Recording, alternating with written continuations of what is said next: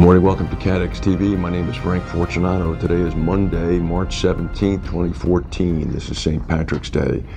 Well, there's no surprise with the presence of 22,000 Russian troops in the Crimea. Yesterday, about 75% of the plebiscite voted to secede from the Ukraine and become part of Russia. About one-third of those eligible to vote did not vote. They boycotted the election. The Ukrainian interim prime minister called the vote a circus performance, backed by the presence of the 22,000 troops. As we speak, the EU and the United States are implementing economic sanctions against Russia. It does not look as if the Russians are going to back off from this one bit. President Obama and President Putin have been having phone conversations all weekend. Meanwhile, the missing Boeing 777 from Malaysian Airlines Flight 370 investigation has taken a sharp turn toward the criminal investigation. You can hear the champagne corks going off at Boeing. It does not seem to have been an aircraft malfunction. What has indeed happened is that it has been announced by the Malaysians that the plane did in fact take evasive maneuvers to avoid radar by, in seriatim, turning off no fewer than 3 communication systems, one after another, in order to make the plane as invisible as possible as it did a planned maneuver to the west. The last contact with the plane was a routine transmission saying, "All right, good night." This was after the first communications had been shut down. It's unknown whether it was the pilot or the co-pilot who spoke.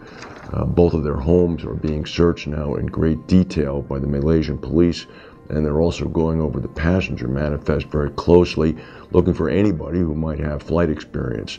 It apparently would have taken somebody with far more than a flight simulator background to be able to have effectuated the steps that the plane took.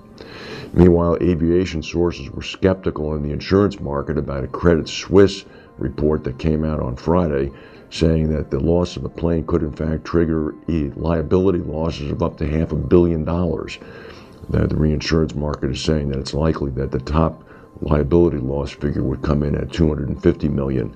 They also said that Hannover Re announced this themselves. Ulrich Wallen, the CEO, said that they're prepared to absorb claims of about $40 million US from the loss of the plane. U.S. Navy SEALs have boarded and taken control of an oil tanker that was hijacked earlier this month from Libya by an armed gang. The takeover occurred southeast of Cyprus at the request of the Libyan and Cypriot government.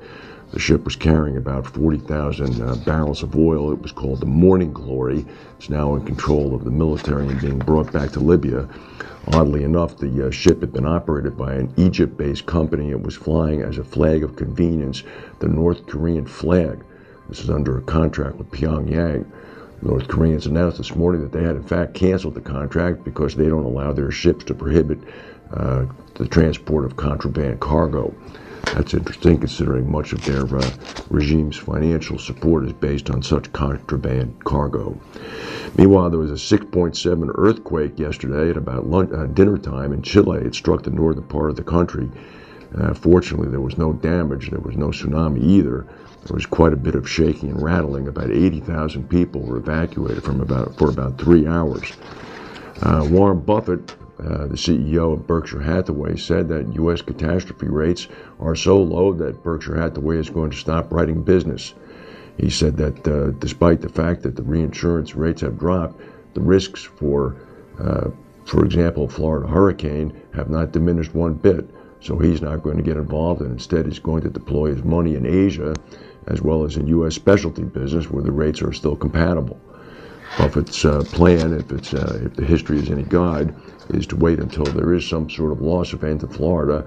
When the rates then increase, he's going to come back in with all the capacity that's necessary. This is a bit of a story that's lost in the shuffle with the Ukraine and the missing plane in Malaysia, but there's a serious situation developing in Venezuela. Nicolas Maduro, the successor to Hugo Chavez, has his hands full.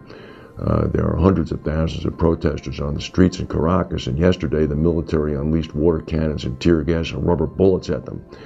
The litany of ills being protested are typical: social problems and economic problems, but one thing has raised its head now. The protesters are decrying the presence of Cuban military advisors in Venezuela.